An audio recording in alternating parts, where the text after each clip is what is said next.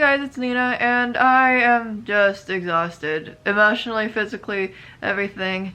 Even though I don't really do much, it's just exhausting to see how exhausted I am. A few days ago, maybe a week ago, I don't know how long it's been, but I asked you guys on Tumblr to send me questions and I would give advice, and I didn't expect the amount of questions I would get. I got a lot. Anyway, let's get to it. I'm wearing my donut socks, if you can see it. We're gonna get started with the questions.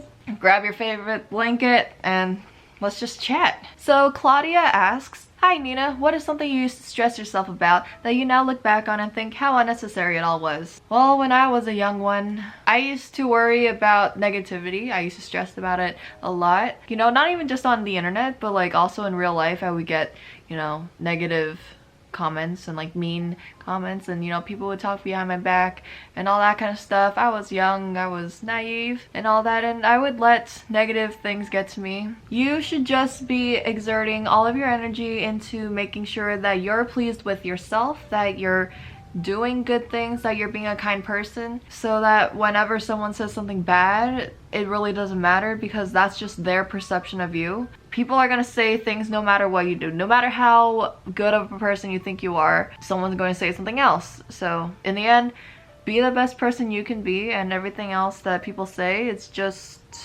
one ear out the other. Unless if it's constructive criticism, then maybe, you know, take in that criticism and, you know, see if you can improve. But if it's just straight up, you know, negativity, straight up mean comments, then it's just people trying to piss you off, I guess. It's just a waste of time. Just live your life, man. Just live it. So Bougie Boy 44 says, "How to deal with stress and frustration when having no one to talk to." I recommend having a diary or a journal of some sort, so that if you don't have someone to talk to physically, then you can write down all your thoughts somewhere and you can talk to the journal. Just write down what's bothering you, and then when you see it in front of you, maybe you can analyze it even more, figure out your problems. And if not, you can at least organize your thoughts and maybe take them to a professional, you know, like a school counselor or a counselor in general, a therapist. It helps you kind of clear your mind a little and just feel a little more organized. By writing things down, you can also write down your day, things you have to do,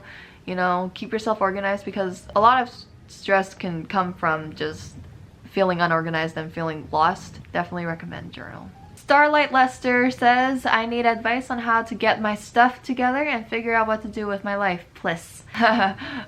Me too. Me too. I again suggest writing a to-do list. Write down all the tasks you need to do and then arrange them to whatever order you want, or just choose one thing that you can do, get rid of it, and then move on. If you don't know where to start, I would suggest just cleaning your room. It's just, you know, you can listen to your favorite music, you can get rid of things, donate some stuff, and just cleanse your life, sort of. And after that, then you can, you know, plan out your day and stuff you need to do. That could be taking a walk, or, you know, throwing the trash out of your room, or taking a shower. Just start from somewhere and then just see where it goes. As for figuring out what you want to do with your life, you might need to talk to someone else about it if you don't know what you want to do. But if you want to figure it out for yourself, basically just find something that you like to do, something that just makes you feel fulfilled and satisfied, and see if you can expand on that and have a career out of that. And yeah, so it usually comes from your hobbies or things that you feel passionate about. And if you truly can't find something that you're good at that can lead to a career, take some career quizzes online. You know, we have the internet. Get second opinions on what kind of jobs would be right for you. So this person wanted to be anonymous, so I will respect that.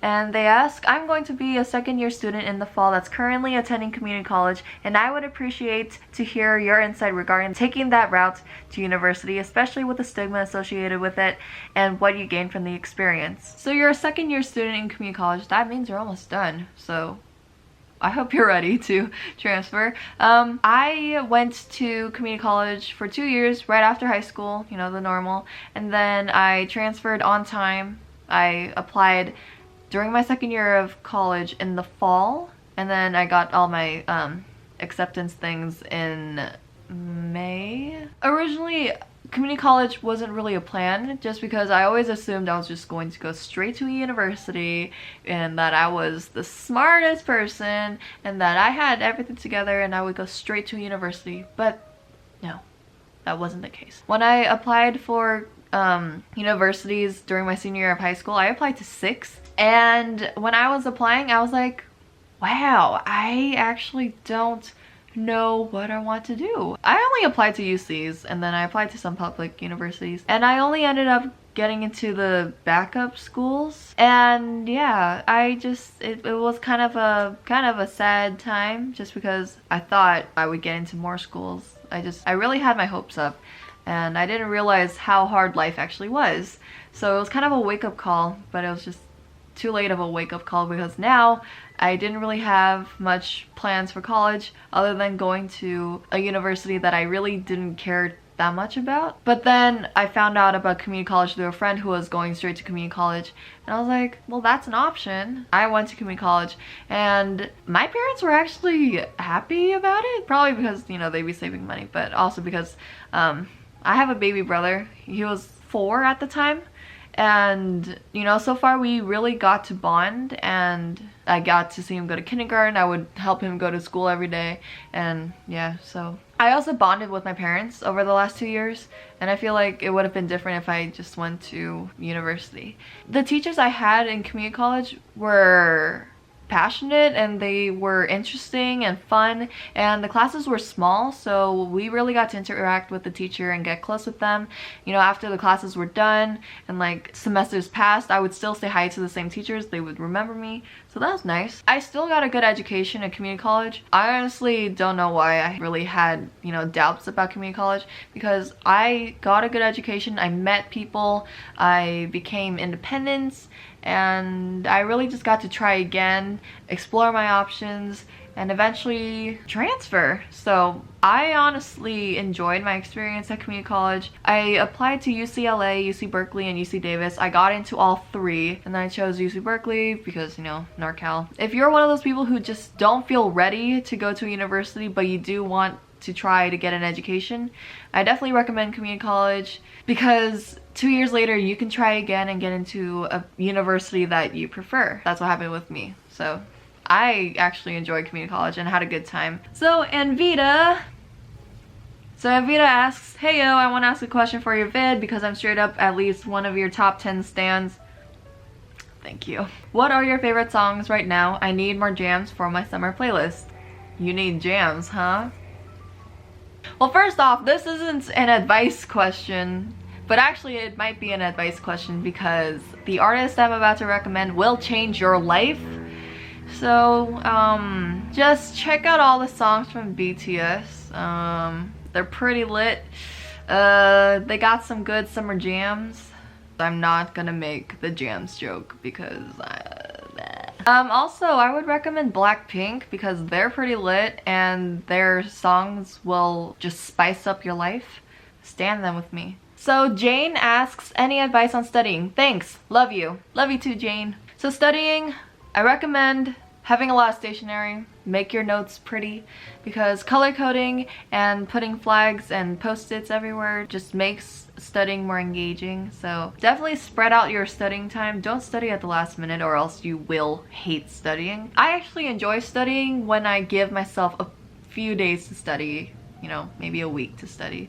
But, you know, if I study on the last day, I'm going to feel miserable, so definitely don't recommend that. You know, if you're studying by yourself, play some music. I play classical music. There's a lot of playlists on Spotify. Just make studying more fun, because it can be fun if you just make it more fun. So Sad Shonu asks, I'm really into art, and every day I either sketch or paint a little because I enjoy it, and at the same time doing that improves my skills. During the earlier years of your art making experience, what are some things you drew, sketched, painted that you think improved your skills? These can be all types of things, whether it be landscapes, people, or nature. I really appreciate the art that you've shown in your videos, and I always look forward to seeing more of your art.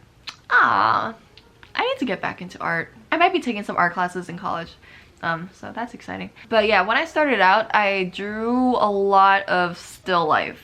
like real objects, I just drew it. That can be just like this mug, you know, just set it up on a reflective table or whatever, or just anywhere where there's like a shadow, and just sketch it, draw it. And you know, I did a lot of still life just because I also did some art classes, so I had to do a lot of still life homework. It gets a little boring, but it does help. You know, it teaches you all the values and contrast and shadows and all that. Definitely, I just drew a lot of still life. I just drew shoes, mugs, crumpled up pieces of paper. Painting wise, I painted images from my phone that I took. I also painted like calendar images, just real pictures, and I replicated it. I also painted and drew actual works of art from famous artists. I just took a lot of reference from real life stuff, and then I, you know, recreated it, and eventually that helped with my own creative works. So yeah, definitely a lot of still life. I drew a lot of eyes also, which was a lot of fun. And I also did a lot of figure drawing. So figure drawing really helps too, and it's kind of fun. So just ask your friend, parent, sibling to pose for you and just draw them. Or you could pose in front of a mirror and just draw as you look at yourself. Okay, Jeannie says, so high school is starting this July. My best friend is moving schools and my social skills are non-existent. Can you give me advice on interacting? What to expect from high school? So everyone's high school experience is different. Just know that everyone who's entering high school will feel this general vibe of just everything being new, because obviously you're on a different campus. You may be with, you know, familiar faces, but you're in a new environment, so it's going to feel new no matter what. And with my high school, it was just a bunch of middle schools put together, so I was definitely meeting a lot of new people. So hopefully you should be, you know, meeting new people so you don't have to, you know, cling on to the person you were in middle school. You end up with friends that you never thought you'd be friends with, and you're just going to have lots of different friends by the end of high school. So just be prepared for that. Try to participate in clubs and activities that interest you, you know, art club, science club, what other clubs are there? Yeah, see, I wasn't very social back then, so I don't really know a lot of clubs, but you know, maybe join a sport if you want. Find activities where you know you're going to meet your people. Naturally, you will find people you can relate to. Carmen says, Nina, could you give me advice on how to deal with bullying? All kinds of it, like girl drama, cyberbullying, physical and emotional. Okay, first off, bullies are just people with problems and insecurities of their own who project their inner frustration and anger onto innocent bystanders because they need to make other people miserable as they are miserable themselves. So just if someone is physically hurting you and actually, you know, threatening your safety, don't keep that to yourself. Go tell someone, go tell a figure of authority, go speak to an adult, go speak to someone. Just don't let these bullies get away with it. Honestly, if bullies are physically hurting you, that is another thing that is not good. But if it's just people being mean, people being petty, again, you can tell someone about it, but just personally, don't take it to heart, because bullies want other people to be miserable at the same time as them, because bullies are miserable too. I hope these bullies find some peace in life, love themselves more, but just know that bullies are they're just wasting their time. They have nothing better to do than make other people miserable. In the meantime, just keep living your life, just keep being the best person you can be. Don't let these bullies stop you from living your life, and don't give them so much attention. They just want some kind of attention. They also lack attention in their life. That's just their way of getting, you know, some validation. Just keep doing you, get an education if you want, you know, go to college if you want, get some kind of career, have a family if you want, grow old, look back and just think of how stupid those bullies were, and yeah, just know it's temporary, and bullies they just need a friend. You don't have to be their friend. They're just lonely. Anyway, so that's my take on bullies.